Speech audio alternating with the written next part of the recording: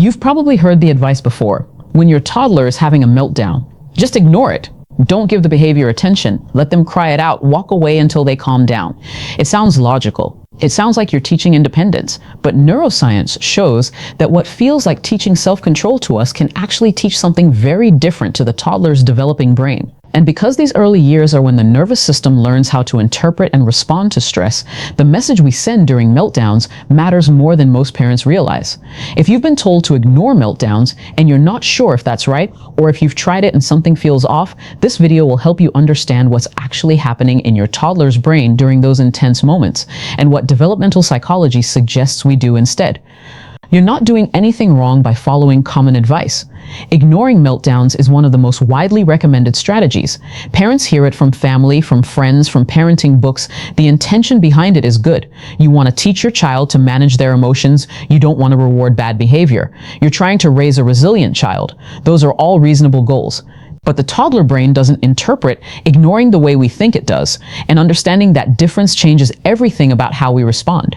The reason these early years matter so much is because your toddler's brain is still building the fundamental systems that determine how they'll handle stress, regulate emotions, and interpret relationships for the rest of their life.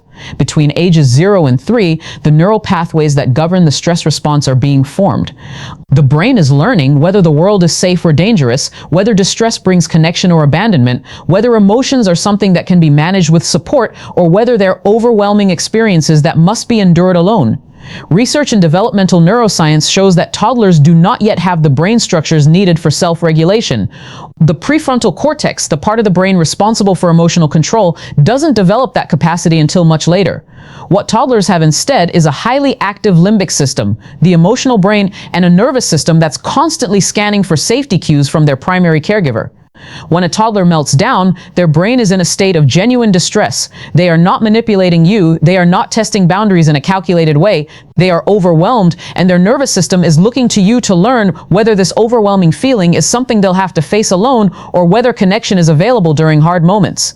This is why the advice to ignore meltdowns, while well-intentioned, misunderstands how emotional regulation actually develops. Emotional strength in young children doesn't come from learning to be alone with big feelings. It comes from repeated experiences of having big feelings while a calm, safe adult stays present. The technical term for this is co-regulation. The child borrows the adult's calm nervous system while their own system is overwhelmed, and over time, through hundreds of these experiences, their brain builds the capacity to regulate independently. But that capacity can only develop after co-regulation has been practiced extensively. Ignoring meltdowns skips the essential step. The first way that ignoring meltdowns affects the brain happens at the level of attachment and safety. When a toddler is in distress and the parent walks away, stays silent, or deliberately withdraws attention, the child's nervous system interprets this as abandonment during a moment of need. Parents often do this because they've been told that responding to meltdowns reinforces the behavior. The logic is that if you ignore it, the child will learn that tantrums don't work. And in a surface-level behavioral sense, this can appear true. The child may eventually stop melting down as frequently in front of you. But neuroscience shows what's happening beneath that behavioral change. When a toddler's distress is consistently met with absence or silence, their amygdala, the brain's fear center, begins to associate emotional overwhelm with isolation. The nervous system learns that big feelings are dangerous because they make the person you depend on disappear. This creates what developmental psychology calls an insecure attachment pattern. The child learns that their emotional needs are not safe to express, not because they've developed self-control, but because they've learned that expressing distress results in being alone. The long-term effect of this pattern is a child who may appear well-behaved on the surface, but who has learned to suppress emotional expression rather than regulate it. Research finds that children who experience repeated emotional isolation during early distress are more likely to develop anxiety, difficulty trusting others, and challenges with emotional intimacy later in life. They learn to hide their feelings, not manage them. They learn that they must handle overwhelming emotions by themselves, which their brain is not yet equipped to do, so those emotions get pushed down rather than processed. What to do instead is stay present during the meltdown without trying to stop it. You don't have to talk, you don't have to fix anything, but your physical presence sends a critical message to the developing brain. It says that even during overwhelming feelings, connection is available. The child's nervous system can register your calm presence, and over time, that calm becomes something their own system learns to generate. You might sit nearby and say something very simple like, "I'm here," or "You're safe." You're not rewarding the behavior, you're meeting the emotional need beneath the behavior, which is what allows the brain to eventually develop genuine regulation capacity. The second way ignoring impacts the brain relates to how the stress response system gets wired. When a toddler melts down and is left alone, their body floods with stress hormones like cortisol and adrenaline. This is a normal physiological response to distress. But what happens next depends entirely on whether a caregiver helps bring that activated nervous system back to baseline, or whether the child is left to manage that neurochemical storm on their own. Parents ignore meltdowns because they believe it teaches the child to calm themselves down. And eventually, after being ignored repeatedly, children do stop showing distresses openly. But developmental psychology finds that what's often happening is not that the child has learned to self-soothe, it's that they've learned to shut down. When the stress response is activated again and again without co-regulation, the nervous system can shift into what's called a freeze or collapse response. The child becomes quiet, not because they're calm, but because their system has learned that fighting or crying doesn't bring help, so it conserves energy by shutting down instead. Neuroscience shows that children who experience this pattern of activated distress without co-regulation tend to develop a more reactive stress response system overall. Their baseline cortisol levels can become dysregulated. They may become either hypervigilant, constantly scanning for threat, or emotionally flat, having learned to disconnect from their feelings entirely. The brain essentially adapts to an environment where emotional needs are not met by either staying in a state of chronic alert or by numbing emotional response altogether. The hidden long-term effect is a nervous system that doesn't know how to return to calm in healthy ways. These children may struggle with anxiety, have difficulty recovering from stress, or develop a tendency toward emotional shutdown when things become difficult. They haven't learned resilience. They've learned survival strategies that come at a neurological cost. What to do instead is offer your calm nervous system as a resource during the meltdown. This doesn't mean you're fixing their feelings or stopping the tantrum. It means your regulated presence helps their dysregulated system begin the process of returning to baseline. You can sit near them, offer a hand if they want it, or simply stay in the room with steady breathing and a calm body. What you're doing is giving their nervous system a model of regulation to borrow from. Over time, through repetition, their brain builds the neural pathways to do this independently. But those pathways can only form after the co-regulation has been practiced many times. You can't skip to independence. The brain has to learn the skill first by experiencing it with you. The third impact of ignoring meltdowns happens in how the brain learns to interpret emotions themselves. When a toddler is overwhelmed and the parent withdraws attention, the implicit message is that these feelings are bad, wrong, or unacceptable. Parents often ignore meltdowns because they don't want to validate what they see as inappropriate behavior. They worry that responding means they're teaching the child that tantrums work. But neuroscience explains that toddlers cannot yet separate their behavior from their sense of self. When you ignore them during distress, they don't think my behavior is not getting attention. They experience, I am not worthy of connection when I feel this way. Their developing brain interprets emotional withdrawal from the caregiver as a message about their own value and acceptability.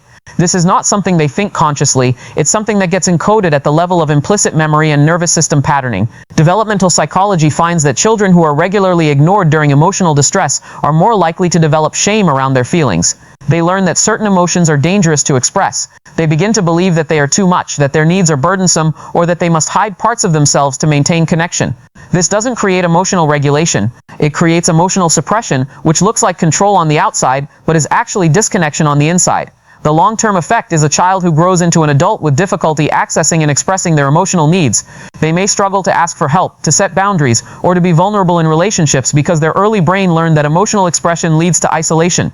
Research shows this pattern is linked to depression, anxiety, and difficulties with authentic connection throughout life. What to do instead is validate the emotion while setting limits on behavior if needed.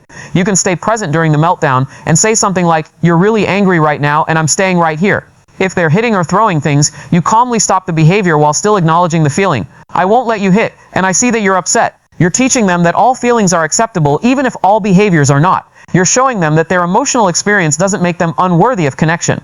This distinction is what allows healthy emotional development. The child learns that they can feel intensely and still be safe, still be loved, still be connected.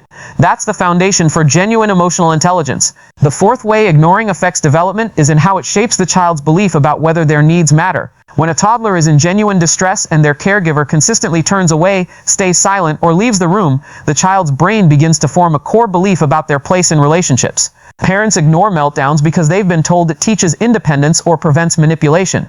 They believe they're helping the child learn that they can't always get what they want. But research in attachment theory shows that toddlers are not developmentally capable of that kind of abstract learning yet. What they learn instead is whether their distress signals are effective, whether their bids for connection are answered, whether they matter to the person they depend on most. When those bids are repeatedly ignored, the brain adapts by learning not to make them anymore. This looks like the child becoming more independent, but it's often actually a learned helplessness. The child has stopped reaching out not because they've developed self-sufficiency, but because they've learned that reaching out doesn't work. Neuroscience finds that this pattern can affect how children approach relationships and challenges for years to come. They may become either overly self-reliant, never asking for help even when they need it, or they may become anxiously attached, constantly seeking reassurance because their early bids for connection were unreliable. Either way, the core issue is the same. Their nervous system learned during the most formative years that their needs might not be met, and they've built protective strategies around that early uncertainty. The hidden long-term effect is difficulty with healthy interdependence. These children may grow into adults who struggle to trust others, who have trouble accepting support, or who feel fundamentally alone even in relationships. They learned too early that they must handle hard things by themselves, before their brain was ready to do so. What to do instead is respond to the need beneath the behavior. When your toddler melts down, they're not trying to control you. They're communicating the only way their immature nervous system knows how. Your consistent calm response teaches them that their needs matter, that connection is reliable, and that distress is not something they have to face alone. You can say, "I see you're having a hard time, I'm right here with you." This doesn't mean you give in to every demand. It means you stay emotionally present even when you're setting limits. This is what builds secure attachment. This is what allows children to develop genuine confidence in healthy relationships later in life. Here's what actually builds emotional strength and resilience in young children. It's not learning to be alone with overwhelming feelings before their brain is ready. It's experiencing connection during distress, again and again, until their nervous system learns that hard emotions are temporary, manageable, and safe to feel. It's borrowing your calm until their own regulation systems have developed enough to function independently. It's learning that they matter, that their feelings are valid, and that asking for help when they need it is a sign of strength, not weakness. This doesn't happen from one perfect interaction. It happens through hundreds of small moments where you stay present during difficulty, where your regulated nervous system teaches their developing nervous system what safety feels like, where they experience having big feelings and coming through them with you nearby. That's what creates the neural pathways for genuine self-regulation. That's what builds the foundation for emotional health. You don't need to be perfect. You'll have moments where you do walk away, where you feel overwhelmed yourself, where you're not sure what to do. Every parent does. What matters is the overall pattern. What matters is that more often than not, your child experiences connection during distress, rather than isolation. That you understand their developing brain needs, your presence, not your absence, to learn how to eventually manage emotions on their own. Your toddler's meltdowns are not manipulation. They're communication from a brain that doesn't have language for overwhelming feelings yet.